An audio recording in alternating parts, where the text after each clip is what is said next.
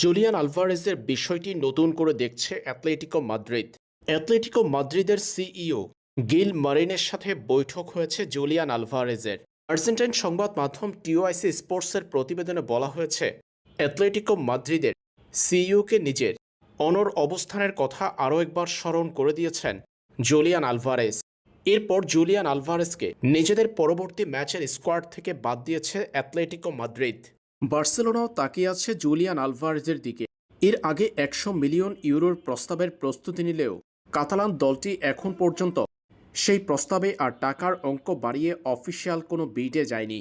যেহেতু Julian Alvarez বার্সাতে যোগ দিতে চায়, তাই অ্যাটলেটিকো মাদ্রিদ শেষ পর্যন্ত আর্জেন্টাইন এই ফরোয়ার্ডকে ছাড়তে বাধ্য হতে পারে। সেই সুযোগের অপেক্ষায় আছে বার্সেলোনা। এর মাঝে জুলিয়ান আলভারেজকে নিজেদের স্কোয়াড থেকে বাদ দেওয়ার পর অ্যাটলেটিকো মাদ্রিদ ইঙ্গিত দিয়ে ফেলল তারকা এই আর্জেন্টাইনকে বিক্রি করার। চলমান সামার ট্রান্সফার উইন্ডোতে আরেক আর্জেন্টাইন তারকাকে নিয়ে মেতেছে ম্যানচেস্টার সিটি। চেলসি থেকে আর্জেন্টাইন মিডফিল্ডার এনজো ফার্নান্দেজকে দলে নিতে চাইছে ইংলিশ জায়ান্টরা।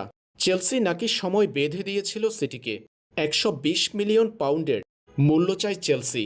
এনজো ফার্নান্দেজকে নিতে হলে ১২০ মিলিয়ন পাউন্ড গুনতে হবে ম্যানচেস্টার সিটির।